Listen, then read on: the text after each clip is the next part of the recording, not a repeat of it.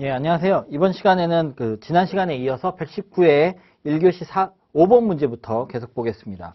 자, 5번 문제는 할로겐 화합물 및 불활성 기체 소화 설비의 배관 압력 등급을 선정하는 방법에 대하여 설명하시오 이랬는데, 이 내용은 잘 모르는 분들도 꽤 있습니다. 그런데 중요한 사항이거든요, 실무적으로. 그래서 우리가 요번 기회에 잘 이해하면 좋을 것 같아요. 5번 문제인데 제가 줄여서 쓰기 위해서 클린 에이전트라고 쓸게요. 클린 에이전트 소화설비 배관의 배관 압력 등급 선정 방법이에요.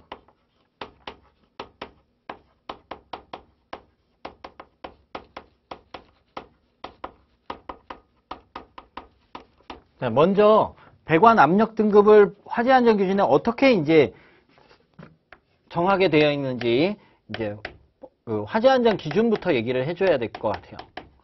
그리고 나서 얘네들의 이제 구체적인 적용 방법을 이해하고, 그 다음에 문제점이 있거든요. 문제점과 개선 대책을 얘기하면 될 텐데, 자, 먼저 첫 번째로 일단 이 배관이라는 거는 파이프와 그리고 이음제, 밸브 이런 걸로 구성이 돼 있잖아요. 그래서 파이프 부분은 두께가 어떻게 구해지느냐 이거예요.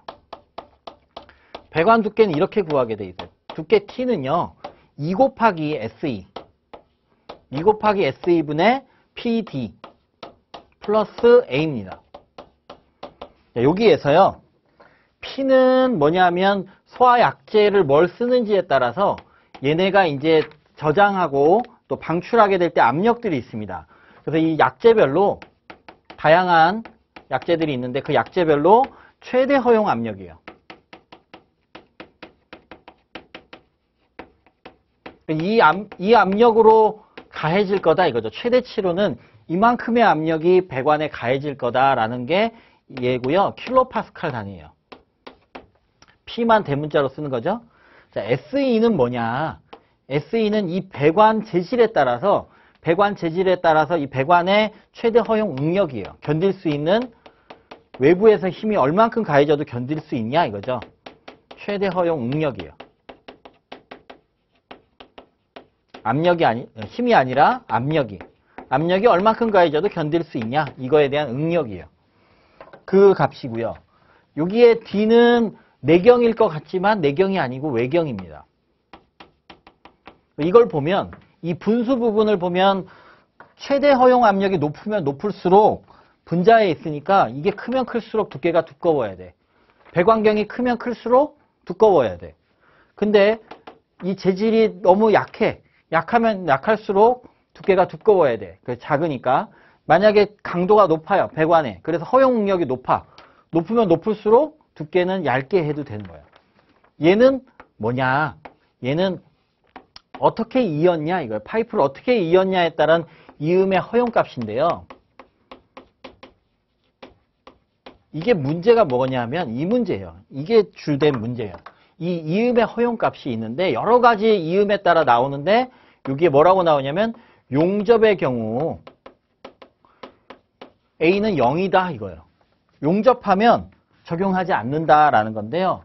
사실 이 기준은 해외 기준을 따온 거라 별 문제 없어 보이지만 이 문제가 심각해요. 왜냐하면 해외에서는 이 맞대기 용접을 안 하고 소켓 용접을 하는데 우리나라는 맞대기 용접을 한다고요. 그러다 보니까 사실 이음 부분이 약해져서 더 두껍게 해야 되는데 두껍게 안 하고 있는 게 문제예요. 일단 그건 좀 이따 얘기하고, 일단 이게 있다는 거고요. 파이프는 이렇게 되고, 두 번째로 이 부속유나, 그러니까 엘보나 뭐 T 같은 거 쓰겠죠. 그리고 밸브류, 선택 밸브 같은 거 썼겠죠. 이런 밸브류들도 파손되면 안 되니까 여기에 사용한 강관이나 동관에 비해서 동등 이상의 강도를 가져야 된다. 이렇게 이제 국내 기준에는 요구하고 있습니다. 자, 그러면 여기에서 중요한 부분이 뭐냐면, 이거는 배관 재질에 따라서 찾으면 금방 나오는데 이 P값을 어떻게 넣을 거냐 이거예요. P값을. 그래서 이 두 번째 얘기할 게 이 P값 이름이 최대 허용 압력이죠. 최대 허용 압력 P를 어떻게 넣을 거냐 이거예요.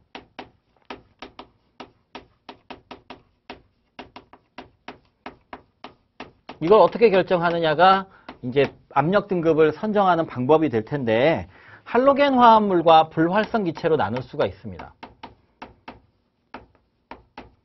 할로겐 화합물은 액체 저장하기 때문에 저장 용기에다가 최대 충전 밀도 이하로 저장하고 그리고 그 위에 질소를 이렇게 채워놔요. 불활성 기체는 기체로 저장하니까 압축가스 형태로 저장해서 기체고요. 그러다 보니까 불활성 기체는 최대 충전 밀도, 이런 충전 밀도 개념이 없습니다. 자, 할로겐 화합물의 P는 어떻게 정하냐? 이 다음 중에 큰 압력으로 합니다. 화재안전 기준에 나오는 내용이에요. 다음 중 큰 압력인데 어떤 거냐? 첫 번째 이 해당 소화약제가 있는데 뭐 HFC 23 뭐 또는 HFC 125 또는 뭐 HFC 2272A 뭐 이런 것들이 있겠죠. 이런 소화약제의 21도씨에서 평상시 온도죠. 이때 저장 용기 압력. FM200 같은 경우에도 종류가 다 달라요. 그래서 뭐 12바짜리도 있고 뭐 24바짜리도 있고 42바짜리도 있고 이러니까 그 저장한 압력이 다 다르거든요. 그 압력에 따라서 정하게 되는 거죠. 저장한 압력 그리고 그것과 이게 더 크면 이걸로 한다. 55도의 온도인데 최대 충전 밀도 상태예요. 그럼 이건 리퀴드 풀 상태입니다. 그죠? 리퀴드 풀 상태. 더 이상 증발할 수 없어서 온도 올라가면 압력 팍팍 올라가게 되기 시작하는 그 순간인데 여기에서 이 상태에서 최대 충전 압력의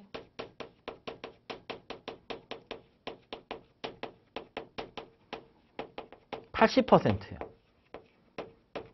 뭐냐, 이거 꽉 채운 거야. 이거 약재를 엄청 많이 채워 놓은 거예요. 그랬는데 많이 들어있으니까 용기에다가 이만큼 채워놓은 경우가 있고요.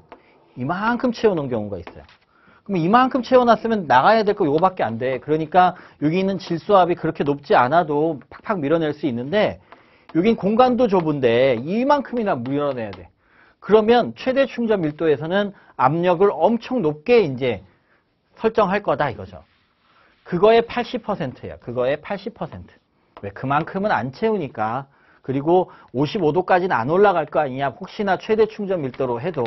그런 개념에서 이렇게 정하게 돼 있고요. 자, 불활성 기체는 압력을 어떻게 정하게 돼 있냐면 여기선 최대 충전 밀도가 없어요.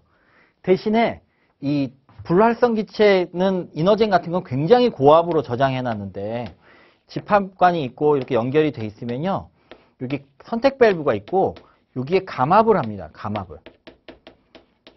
그러니까 이 선택 밸브 1차 측은 여기에 저장되어 있는 뭐 150바 또는 300바, 200바 이런 고압에 이제 노출이 되고요.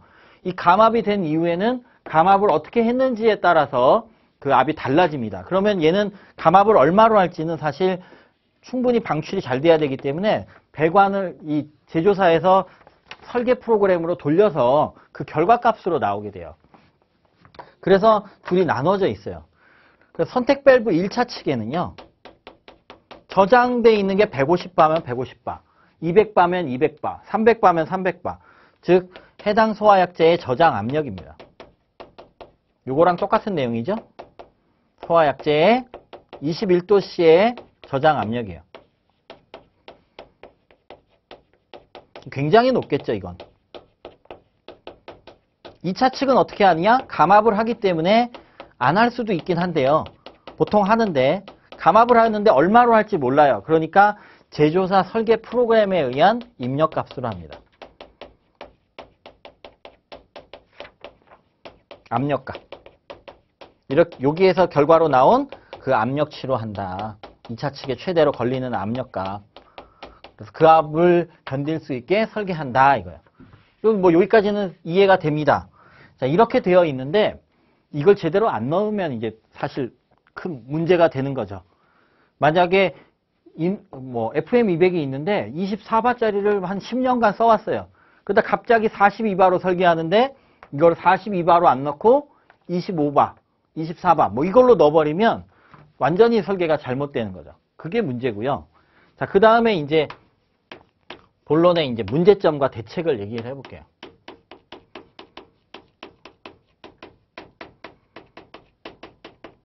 우리나라의 문제점은요, 이거예요. 용접을 한다는 거죠. 근데 맞대기 용접을 한다는 거예요. 맞대기 용접을 하고 이음 허용값을 적용하지 않는다는 거죠.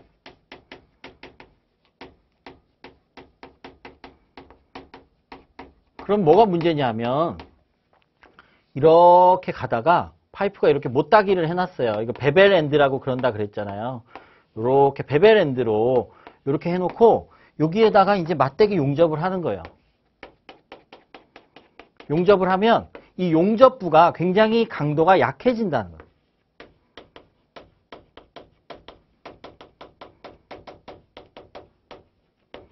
그래서 부적합한 거예요.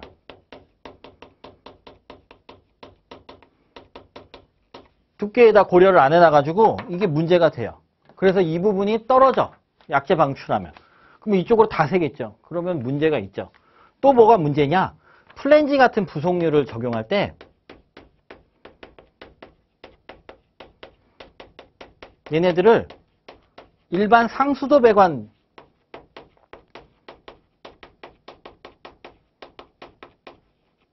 용 플랜지를 쓴다는 거야.